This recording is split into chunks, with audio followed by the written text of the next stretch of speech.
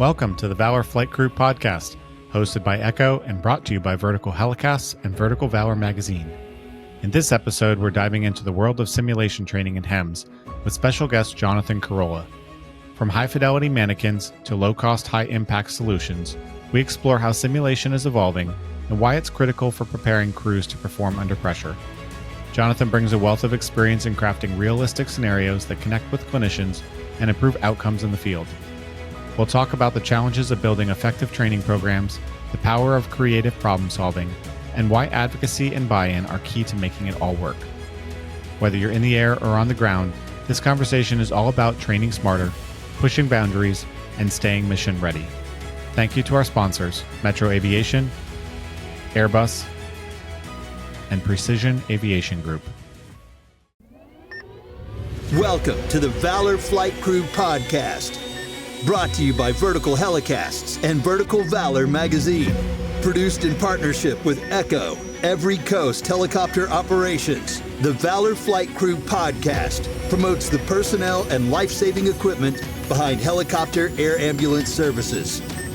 Join hosts Mike Fideli and Blake Schreider for in-depth interviews and expert insights from air medical personnel, pilots, communication specialists, and maintenance crews who play critical roles in airborne emergency response. Line 1 accepting. Copy, line 1, gotcha, accepting. You're going to be talking to Red Feather 1 on LCEMS. Hey everyone, and welcome back to the Valor Flight Crew podcast. My name is Mike Fideli, here with Blake Schreider. How you doing today, Blake?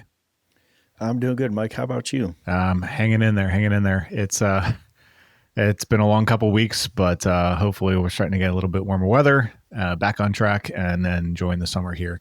It's hard to believe it's almost June, and I know when we air this episode, it'll be a lot later than that, but it's hard to believe the year is almost halfway over. It's just crazy. It's flying by already when you're having fun. And down here in Florida, we're entering hurricane season, so this is not normally our most fun time of year. No, definitely not. You guys have been hit hard the past couple of years.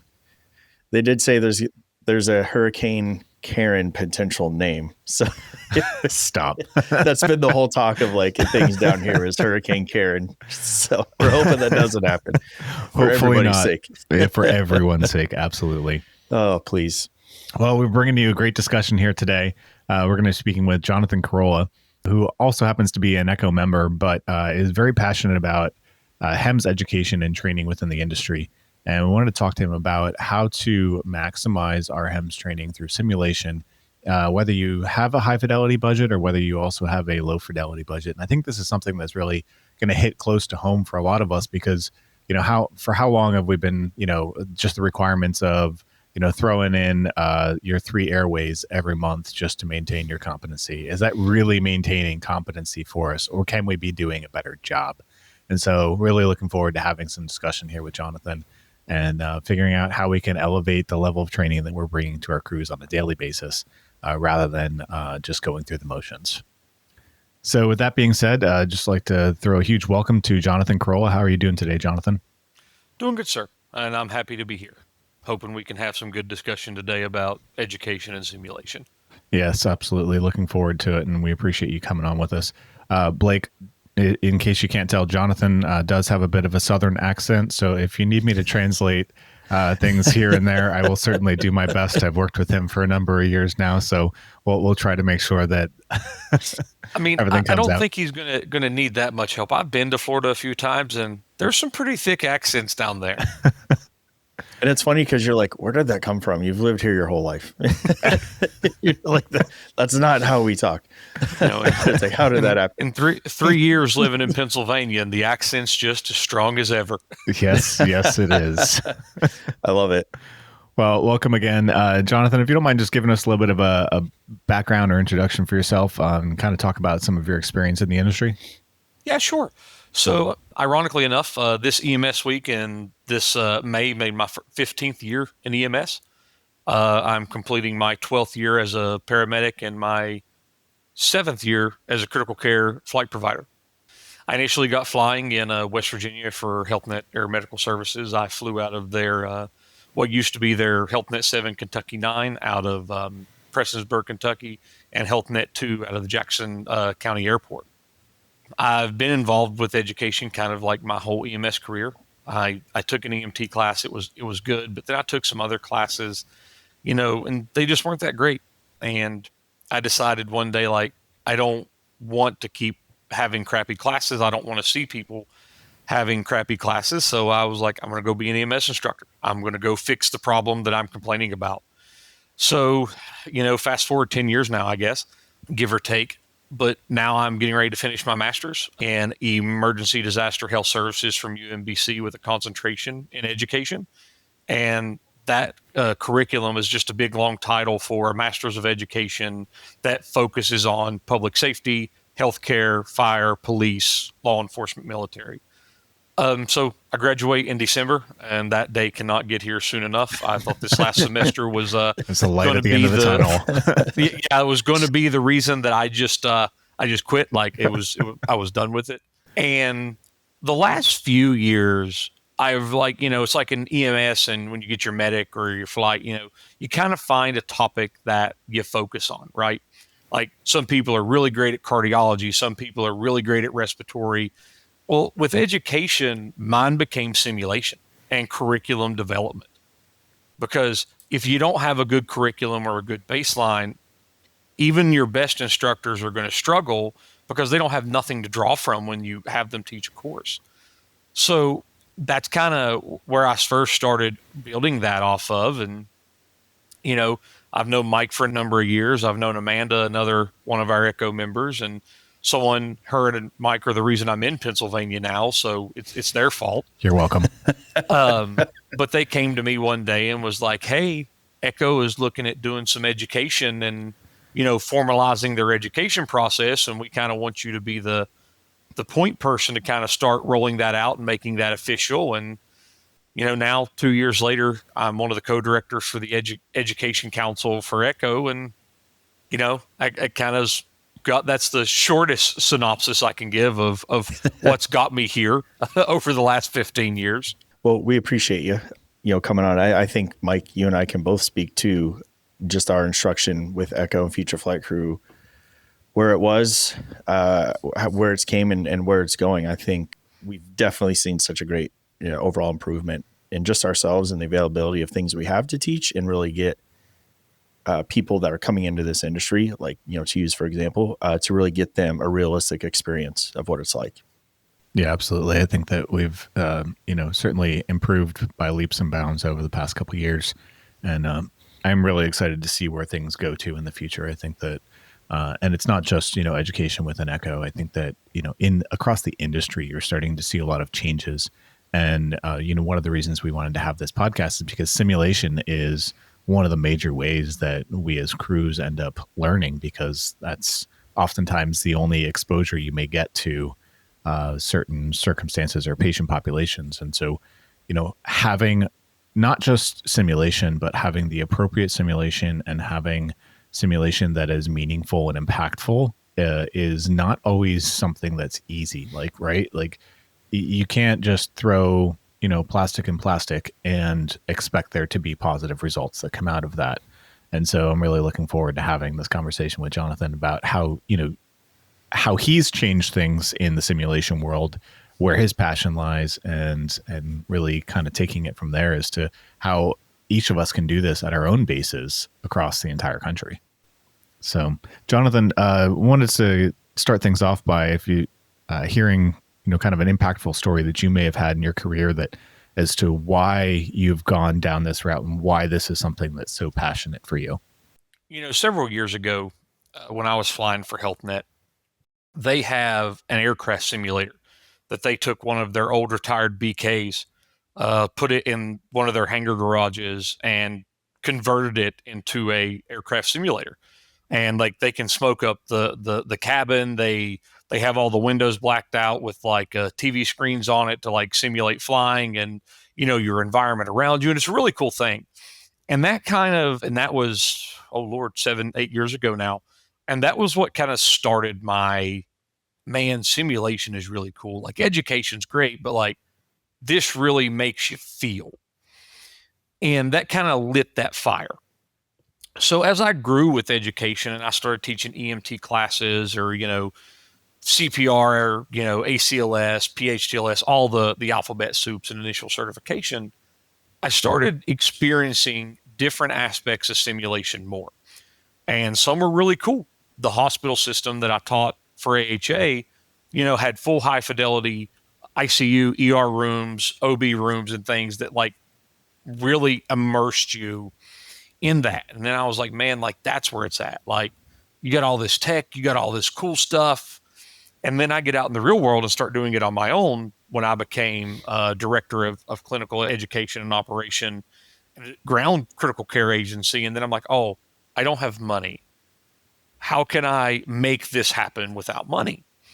So I started building, and West Virginia implemented, they got this big grant that they bought 5 simulation ambulances that are fully loaded, fully stocked, high fidelity, that is to be utilized throughout the state. And they go around the state, they augment education, and it's really beneficial and it's really awesome to see and use. And I got to experience it. I got to be in it. I got to run a couple simulated calls in it. And I'm like, this is what we need. This is true EMS training. This is what we do. So that was where it really kind of started. And unfortunately, by that time, I had already moved out of the state and I started flying up at Lifeline, and I've loved it up here, but I didn't have that opportunity. So I got a job as the education specialist for the Emergency Health Services Federation, which is one of our regional councils. And just so happened, one of the first tasks that my boss gave me was there's this big ambulance that Lifeline donated to us 3 years ago, and it's been the most expensive free thing that I've ever got in my life. Because they had to put a new engine in it. It's been wrapped. It's had all this stuff. And then it's just been a paperweight for 3 years. That's kind of where it started. And then over the course of a year, I created a high fidelity simulation ambulance. And, it's got a high fidelity mannequin in it, but it's set up that even though you're using the high fidelity mannequin, it's not the mannequin that makes it high fidelity. And during this, I got sent to a class that really showed me the tech is cool, but there's so much more we can do with the environment to make high fidelity simulations and use low tech equipment.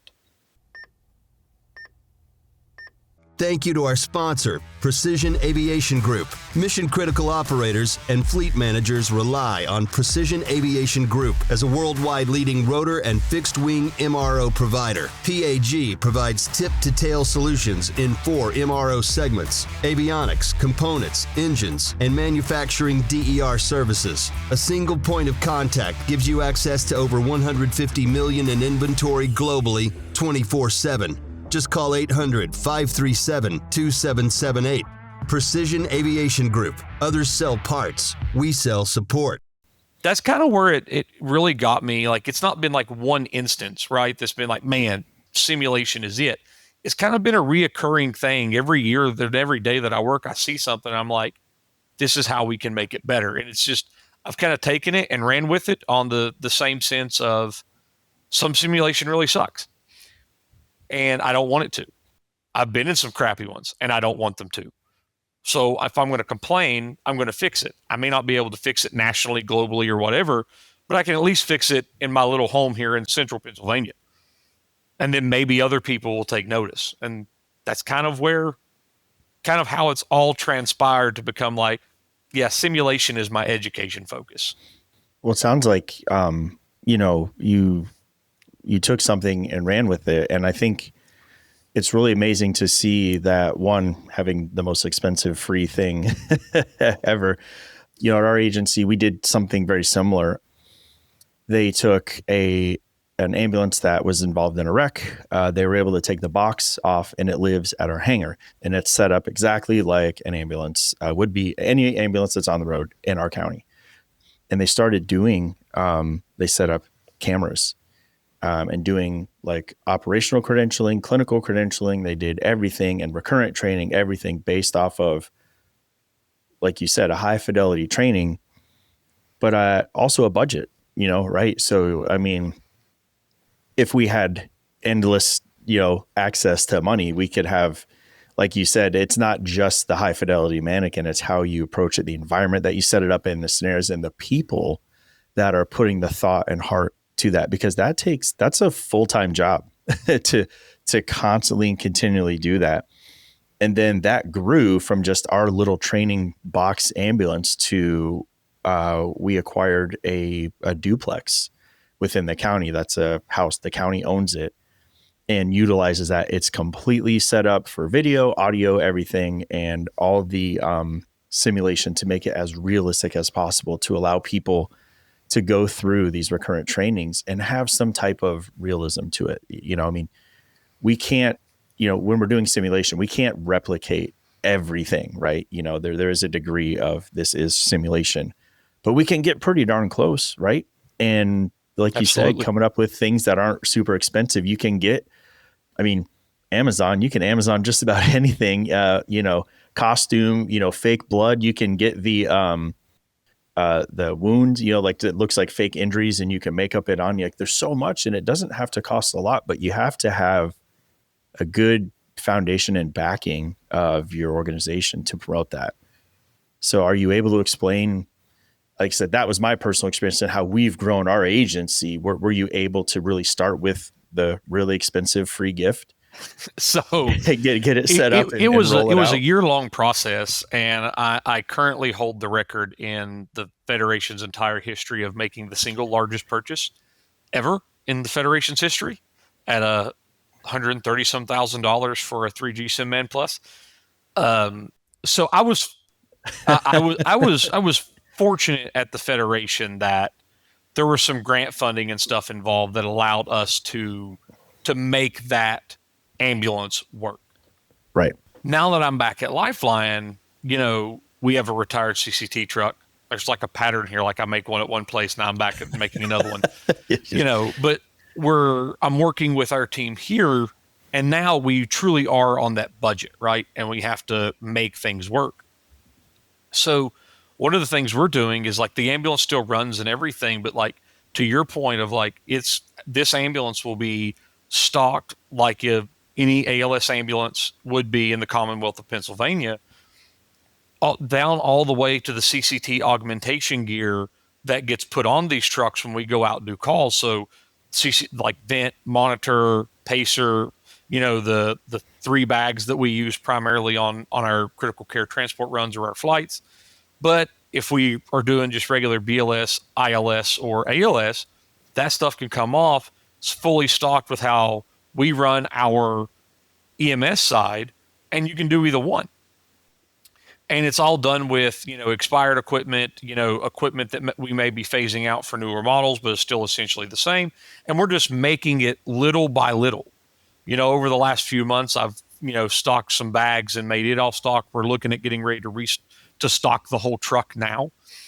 And it's really nice because the system we have in play that we use Operative IQ, and we have the old configuration of how the truck was when it was in service. So we just switched it to a training, and now we have that full configuration of how our trucks are stocked. So there's no guesswork. It goes in this cabinet, it goes in that cabinet. So when any of our providers get in this ambulance, it's like any other one. Or if the CCT crew needs it, they just bring in their augmentation stuff. We put it where it needs to go, and then it's like a ground CCT ambulance. And what we do is we have a couple mannequins. They're more lower fidelity and 1 or 2 medium fidelity.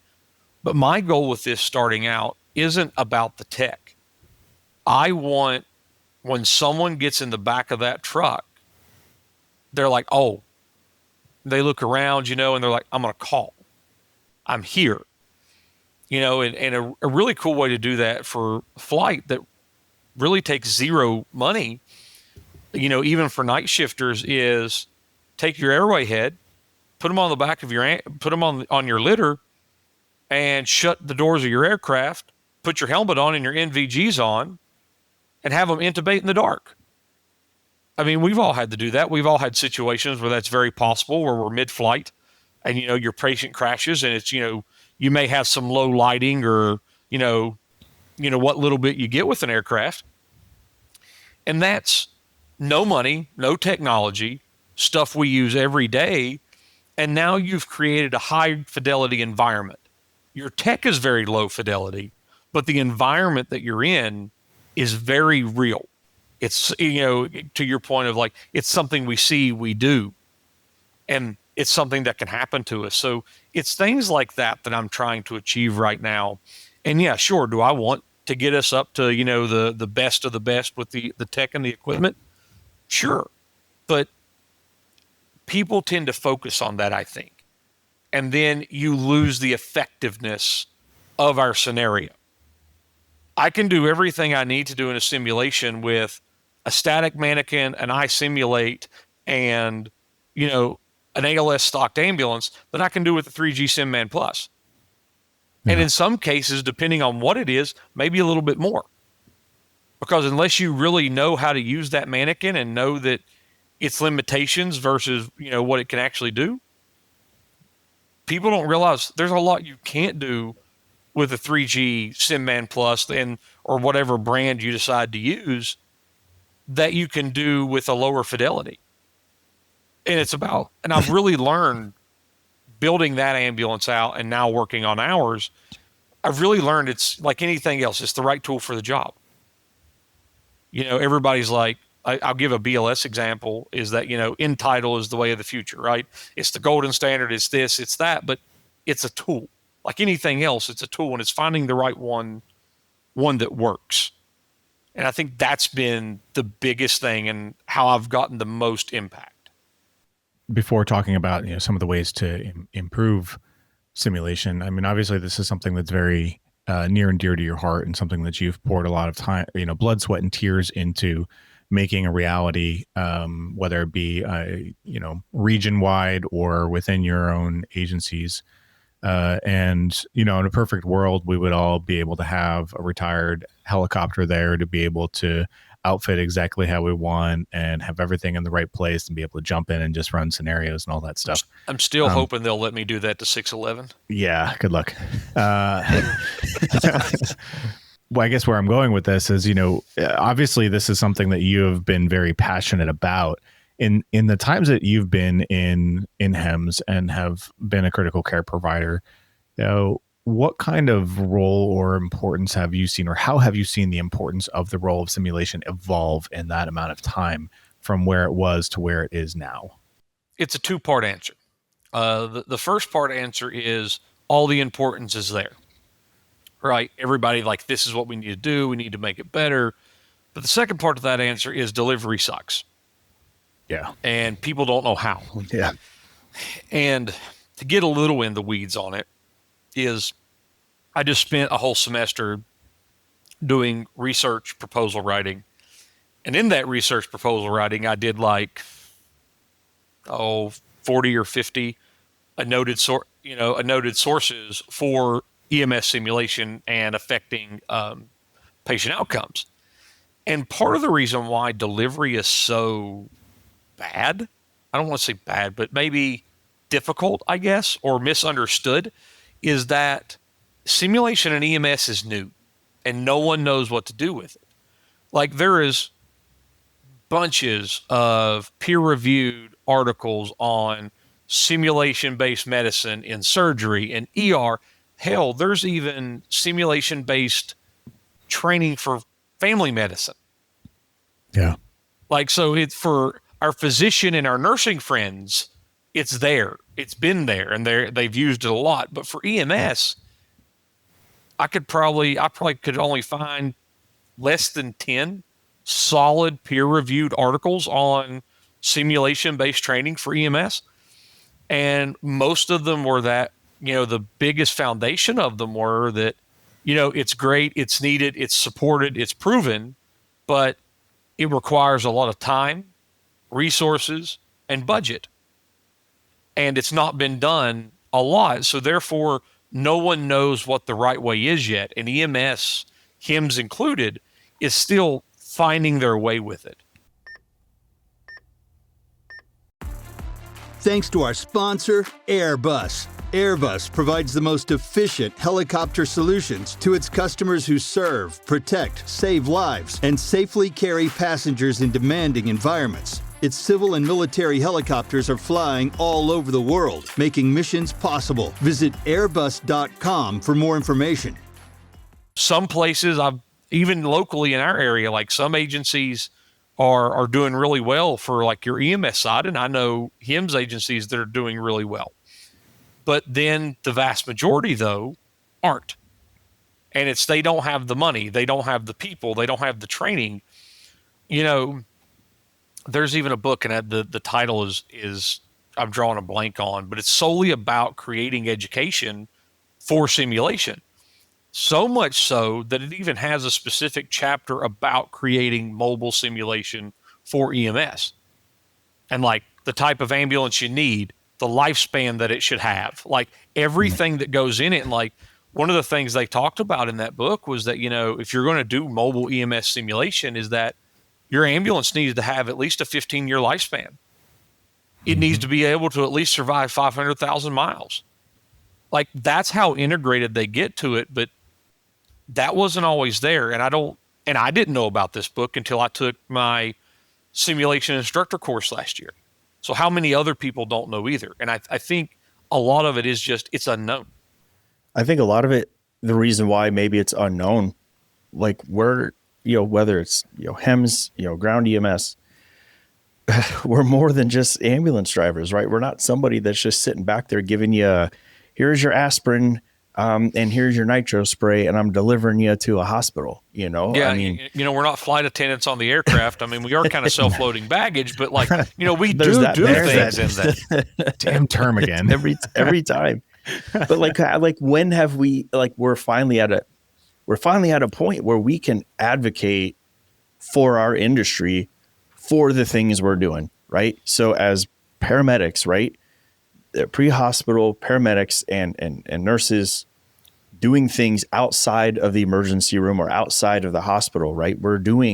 Look at the level of care and the type of skills that we are bringing to the patient's bedside now. Blood products, ultrasound, finger thoracostomy, chest tubes. This is some doctor level stuff that, you know, is learned through, you know, residency that we are doing. Yep. So what more of a better time could we really advocate for? We need funding for these, right? And Mike, you said it earlier, it's not just putting plastic in plastic, right? Because we can all do that, you know, and people like to throw these just in time trainings and all this stuff, and all these things are great, right? But when we have these, you know, high acuity, low occurrence type skills, right? We have to find a way, because we aren't in residency, right? We're not physicians. We are trained by, you know, medical directors and you know, ancillary instructors. But most of the time where we get to input this training is if you're lucky enough to have cadaver labs where you actually get, you know, human tissue, or it's when the first time you get to do that procedure on a live patient. I can't think of any other time than now in the things that we're bringing to the patient's bedside from a pre-hospital perspective. Could we advocate so much for the need for high fidelity sim and training and funding for it?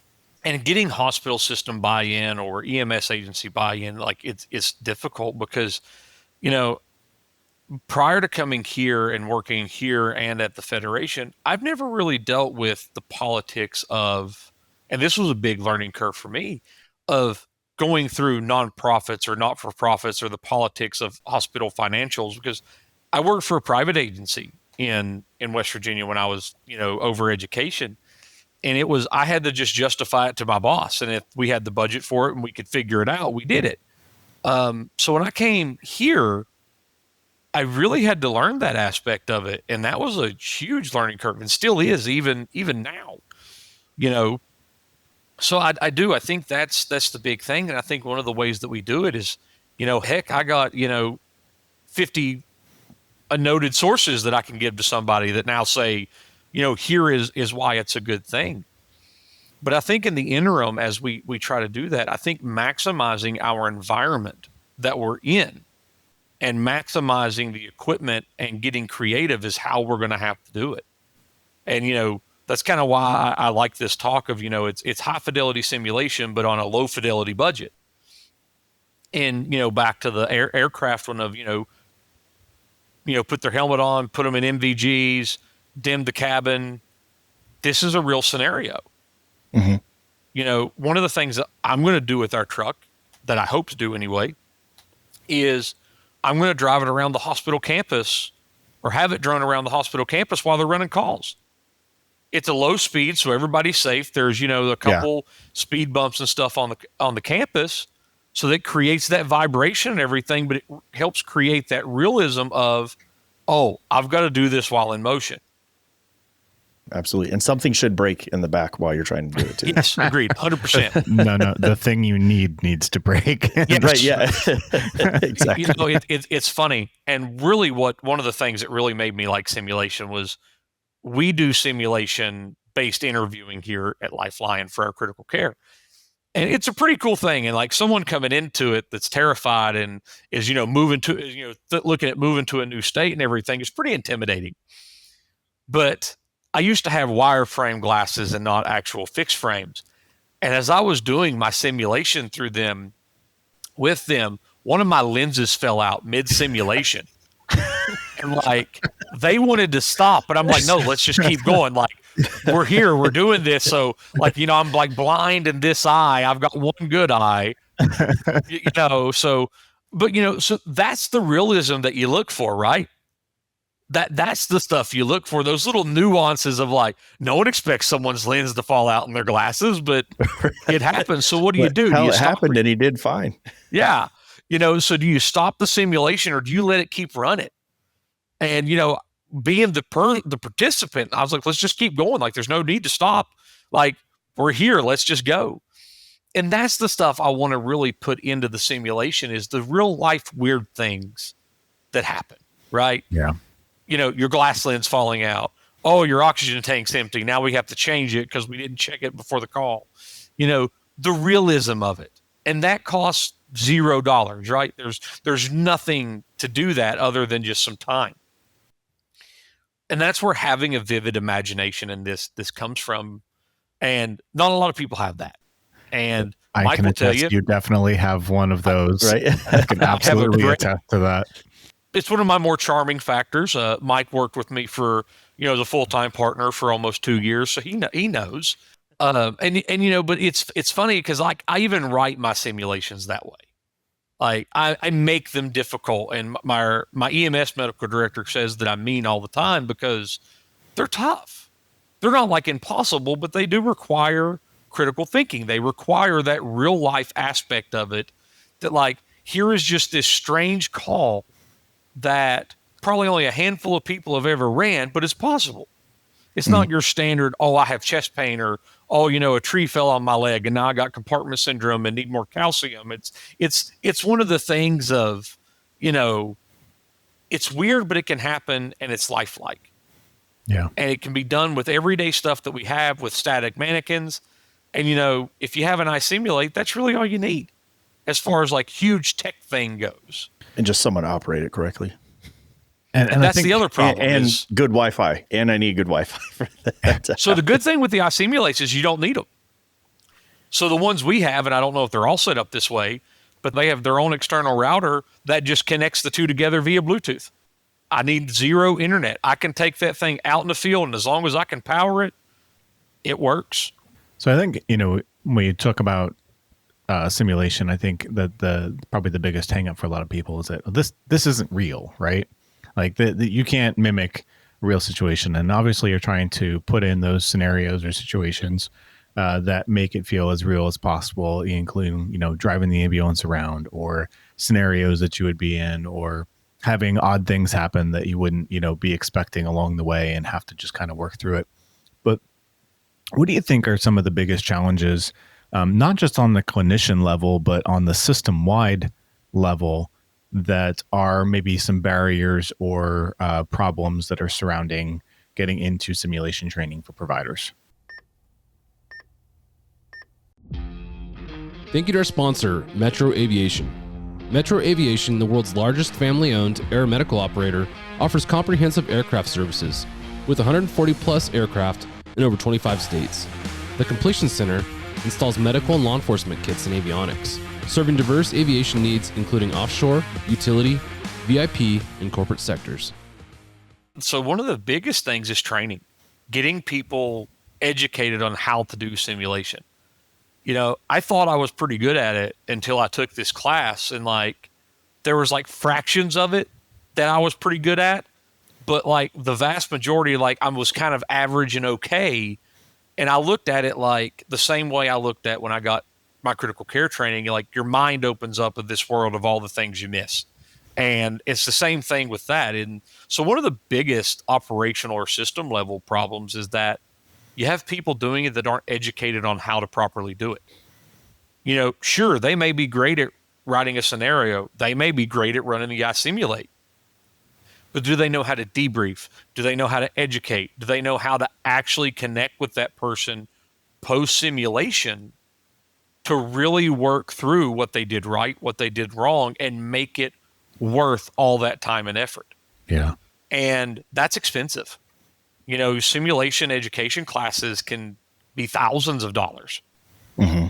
So, it goes back to that financial and that budget piece on a system level. And it's pretty hard to get people to buy into that or the people that do the money above us to really be this is why this is beneficial. And, I hate to use official terms, but making a business plan is probably one of the better things that you can do for it. And showing your return of investment, your ROI, and building that out from start to finish. So you have that clear picture not only to your immediate boss, but their immediate boss. And then when it goes to finance, everybody has this and everybody's on the same page, and you have all this supporting documentation to be this is why this works. And while it may not be EMS related documentation, you still have a lot of hospital, ER, ICU level papers that are this works. Yeah. So I think that's probably your biggest trouble. And then paying the person what they're worth to do it. Because it's a lot. It takes me a good 2 to 3 hours just to get my draft scenario done. And that's not including having a couple other people peer review it afterwards, and then going back and editing it and then peer reviewing it again. It took me to write 3 solid scenarios. You're looking at a good 2 to 3 day time turnaround for that.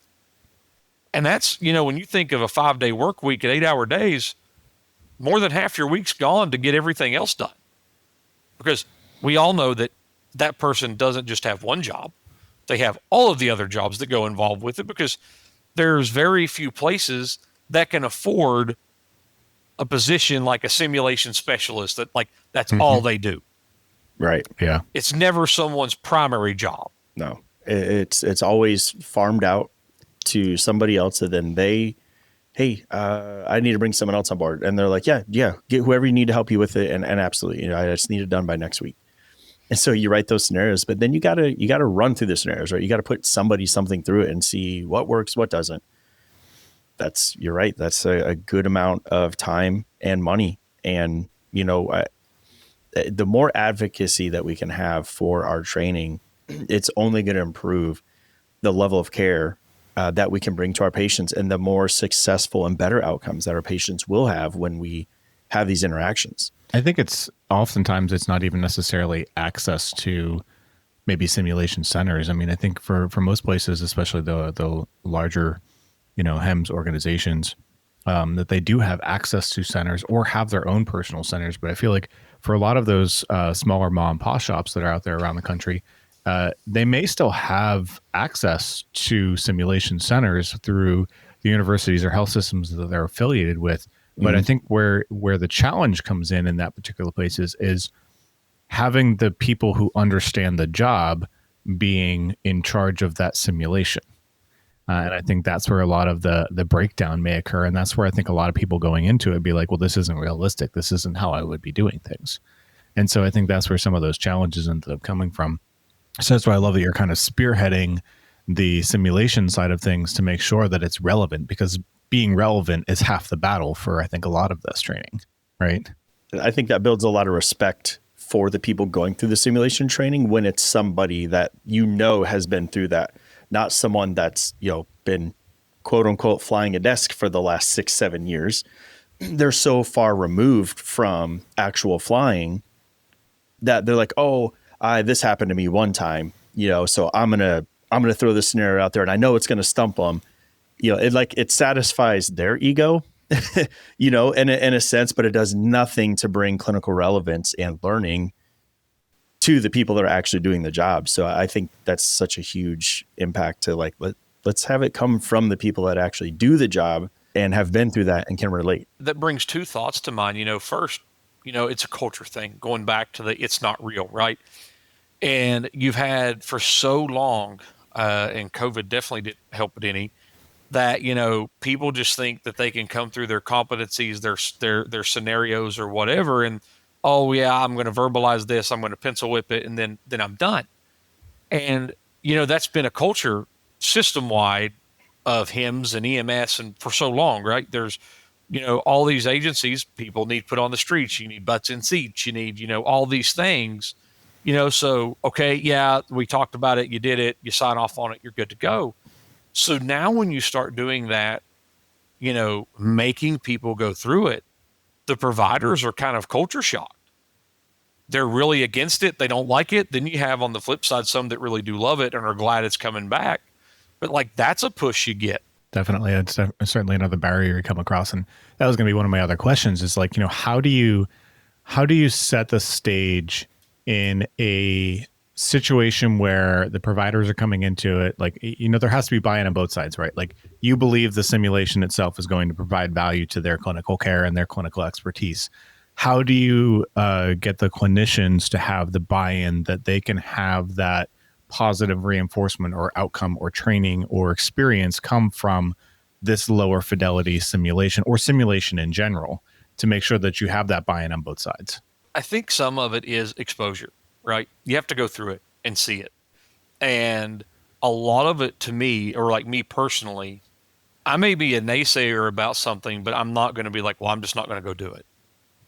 I'm a very much of a person, okay, I see a problem, I'm going to fix it. Same thing. Me and Fidali have had these conversations many a times of, well, I don't think this is a great idea, or he doesn't think this is a great idea. We do it and we're like, yeah, no, that was a terrible idea. We don't need to do that no more. Or, oh, this really opened my eyes and I learned a lot of things. And I think that's really how you get that buy-in from your field staff is first few that you do are going to suck. They're going to suck for a few reasons. They're going to suck because it's new. They're going to suck because you're new at doing it. Even if you have formal education at it, right? We all have formal education to be flight providers, but we suck right. for our first couple of years of being flight clinicians. It's the same concept. But the more you do it, the more providers you go through doing it, you're going to get better. You're going to get repeat people coming in that are like, oh, okay, this is better. I do like this. This is working. And I look at it, I use two analogies all the time. One's a coined phrase that I pretty much do for all education. And one is just your standard marathon metric, right? In a marathon, you have 80% that are always just going to be like status quo. They're going to go through it because they have to. You have your 10% up front that are just your go-getters, your people that are really awesome. And then you have your 10% in the back that no matter what they do, they're going to hate it. And those naysayers in the back are going to pull some of that 80% down with them. Those are the ones you want to connect with, because those ones that get pulled down are the ones that you truly can make a difference with and bring them up into that 80% or even into that 10%. And those 10% that are the naysayers that are never going to change, they'll do one of two things.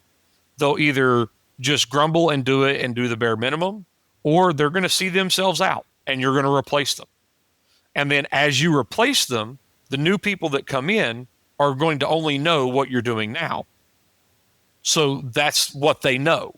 So they don't have time for those bad habits to form. Change is hard. Change is hard. It's very hard. And before I do any education, and I'm sure Fidali has heard me say this, and you may have too, Blake, but I look at, you have to ask 3 questions when you're going to do any education on any level. I don't care if it's a mandatory training, an on-the-job training, a simulation, whatever, and it's, why is it important to me? Why is it important in general? And is this going to change my clinical care? And if you can't answer those three questions pretty easily, you really need to rethink, okay, then why are we doing the simulation? And I feel like if those clinicians can't relate to each of those three things, they're not going to walk away from that simulation feeling like this was anything that affected them in a positive way. Like those three things have to be in place. It feels wasted. You were like, well, great. I was just here. I learned nothing from this. Thanks a lot. Exactly. And we've all had those classes. And like before I do anything, I ask myself those three questions. And that's how I design all my education. That's how I design all my simulations. It's how I do everything with education in general. Even some of our mandatory programs we have here that we have to put out, because it's mandated through a hospital system, the state mandates it, whatever, you still have to answer those three questions to make it palatable for the providers that we put it out to. Because, great, it's mandatory. That don't mean a damn to any of us. Right. And, that's a difficult thing as an educator and a simulator is how do you make it? How do you make people give a damn about it? And I think if you can answer those three questions, or at least find the answers to those three questions and present it to them with the simulation, with your pre-brief, with your debrief, your pre-education, whatever it may be, while there may still be resistance, that's still going to put you on the biggest path to success that you can have. Thanks for joining us for this episode of the Valor Flight Crew podcast. Don't forget to like and subscribe to hear more stories that promote the personnel and equipment behind the missions in public safety aviation. Lastly, stand by for a message from our sponsors. Thanks to our sponsor, Airbus. Airbus provides the most efficient helicopter solutions to its customers who serve, protect, save lives, and safely carry passengers in demanding environments. Its civil and military helicopters are flying all over the world, making missions possible. Visit airbus.com for more information. Thank you to our sponsor, Metro Aviation. Metro Aviation, the world's largest family-owned aeromedical operator, offers comprehensive aircraft services with 140-plus aircraft in over 25 states. The Completion Center installs medical and law enforcement kits and avionics, serving diverse aviation needs including offshore, utility, VIP, and corporate sectors. Thank you to our sponsor, Precision Aviation Group. Mission-critical operators and fleet managers rely on Precision Aviation Group as a worldwide leading rotor and fixed-wing MRO provider. PAG provides tip-to-tail solutions in 4 MRO segments: avionics, components, engines, and manufacturing DER services. A single point of contact gives you access to over 150 million in inventory globally, 24/7. Just call 800-537-2778. Precision Aviation Group. Others sell parts. We sell support. Thanks for tuning in to this episode of the Valor Flight Crew podcast. A huge thanks to Jonathan Corolla for sharing his insights on the power and the challenges of simulation training in HEMS. If you're part of the crew or just passionate about pushing the boundaries of emergency care, remember, it's all about practicing hard, getting creative, and never settling for good enough. High-fidelity simulation isn't about having the latest and greatest tools and resources, but more about the relevance, relatability, and importance of the training. We hope you enjoyed this conversation, and don't forget to subscribe, leave a review, and share this episode with your team. Until next time, keep training smart, stay mission ready, and fly safe out there. We'll see you next time.